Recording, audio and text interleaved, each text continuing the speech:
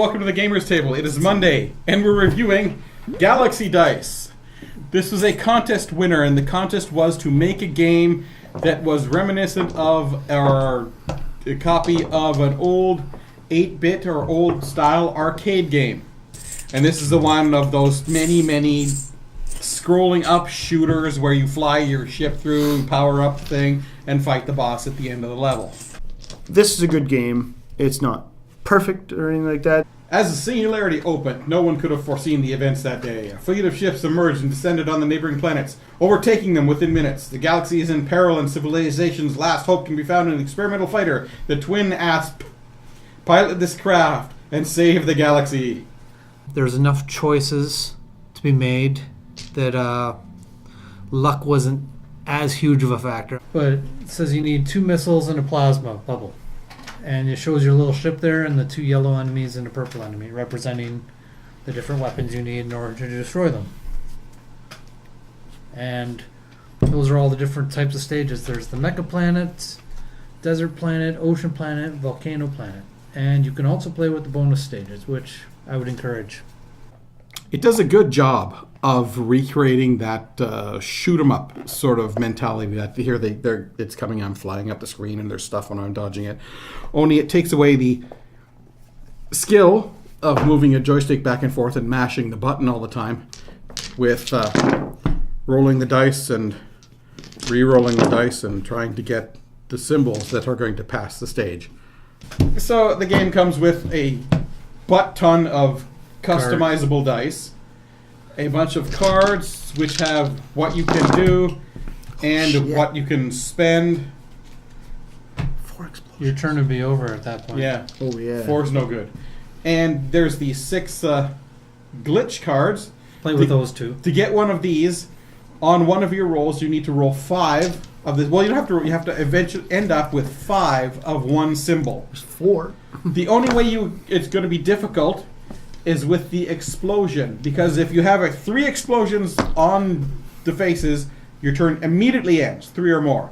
So that 4 would be no good. But if you roll 2, then you can take another chance and possibly roll 3 more and get the 5 of them and claim that particular glitch card. Yeah, I've fudged that. But generally, you're not going to get that one. But some of the other ones are quite easily to get. And so you'll take these, separate out the bosses, which are all the same, for the 4 different planets, and the Infinity Nexus boss, which is we never actually fought. which is a good and a bad die. I mean, it's nice because it's any weapon on some of the faces, but it's also 2 explosions. It's a more dangerous die. But the rest of them, you all shuffle together, and you start making piles of them. There will be 2 cards in each. 2 cards face up, but you'll make one and then another pile. And you do that until every of the 4 worlds has at least 2 cards represented. And then you stop. And you will not refill any of that until one of those worlds completely empties. The bonus goes to the side. It is not refilled if it empties, but if other ones come up, you can put more in there. Now, you also start with 3 tokens for your little arcade. And what your tokens can do is allow you to get re-rolls, re-roll explosions, re-roll on bosses and stuff. But you normally spend 1 for a re-roll or something, but you have to spend 2 when you're going for one of the bosses. And that'll let you get an extra roll for your dice. It's not a whole re-roll or anything like that. It's just whatever dice you have left that you want to use. I suppose you could re-roll the entire thing, but that'd be probably silly. The bonus level cards really add to the game because everyone wants to get them. And in order to claim a bonus card, you have to be able to claim another regular stage card and still have symbols left over in order to claim the bonus card. It's very simple, but there are some choices in the game that makes it a little bit more interesting. Like you could choose to go for a boss, or you could choose to go for a stage. And when you go for the stage, you can roll it and then pick from any of them. You don't have to specifically go for one stage or another stage, which is good. But once you've beaten a boss of a particular stage, you are no longer open to collecting cards from those stages. And each stage card and boss also have a value from 200 to 600, I believe. Yep. Also, if you beat a boss, you get that die to replace one of the black dice, which powers up the weapon for that type of boss. Yeah, so beating up one boss would help you beat up another boss later down the line. So there's definitely some strategy to the game.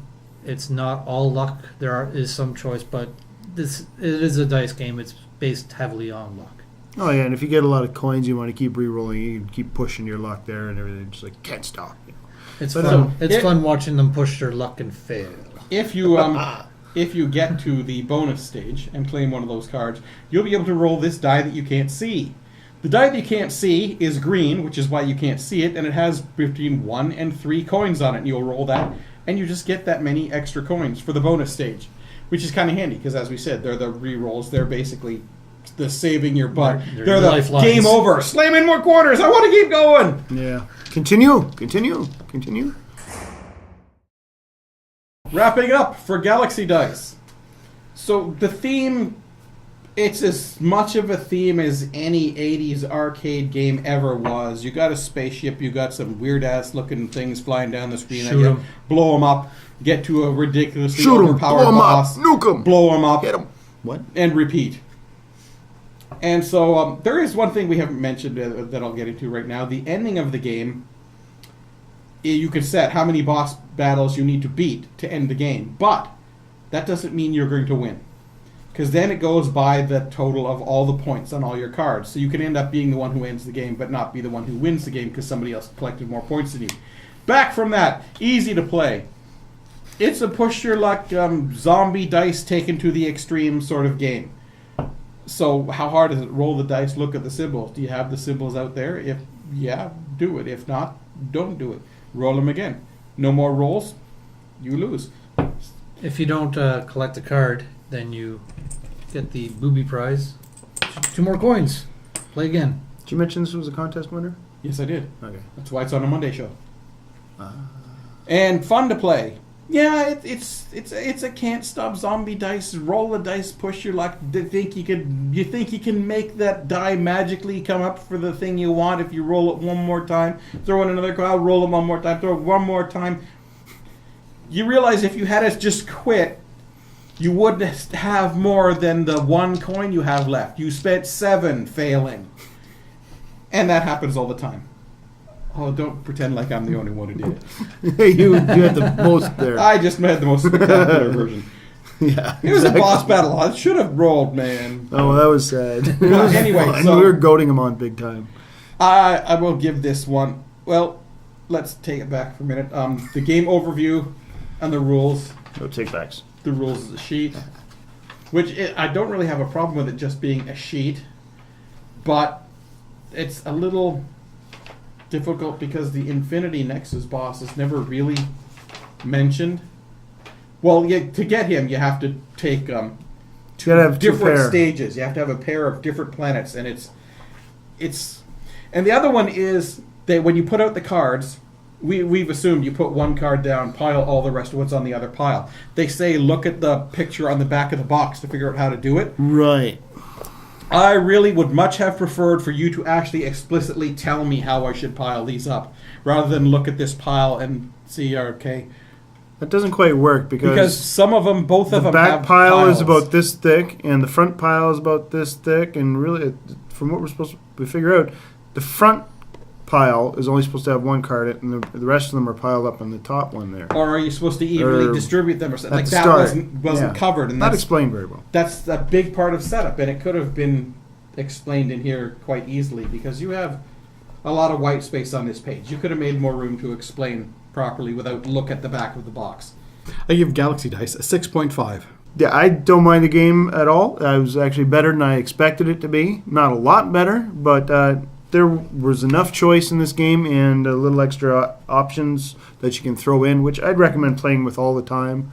Like the glitches and stuff are make it a little bit more fun and challenging. Instead of just going straight up and trying and going for those cards out there, it's like, wow, I'm really not getting anything.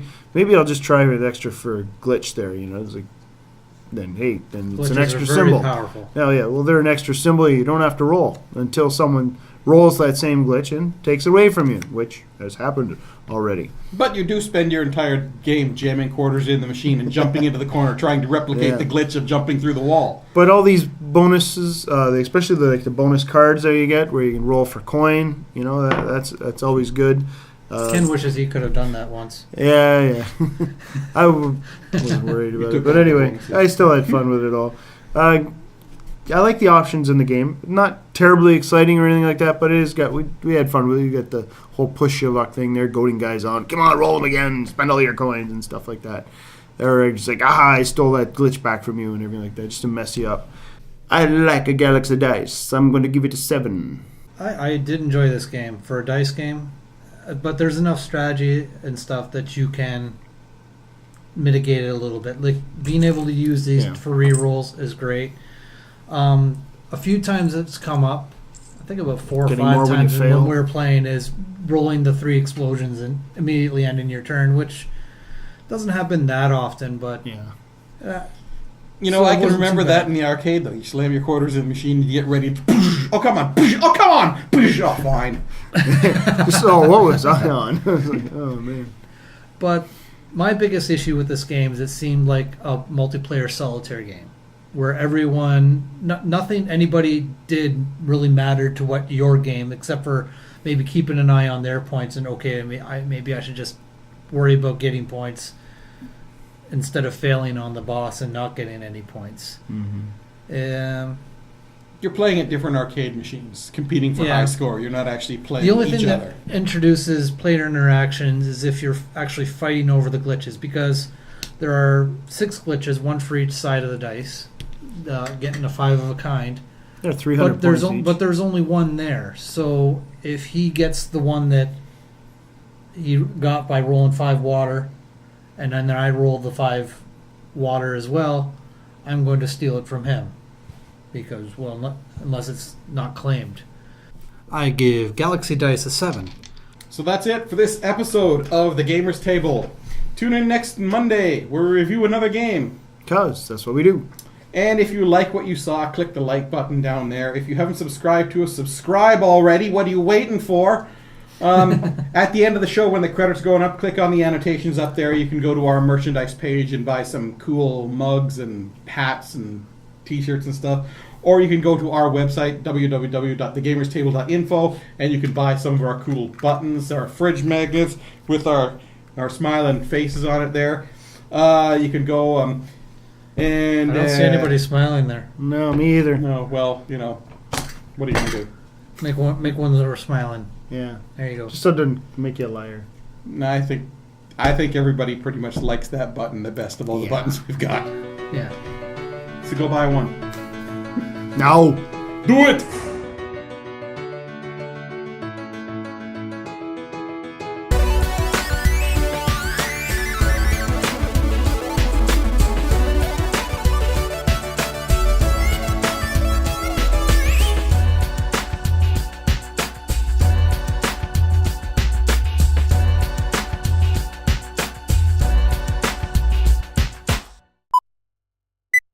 And we're back for another review on the Gamers Table.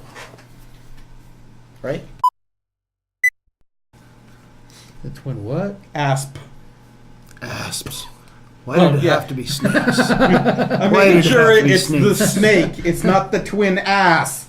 Twin asp.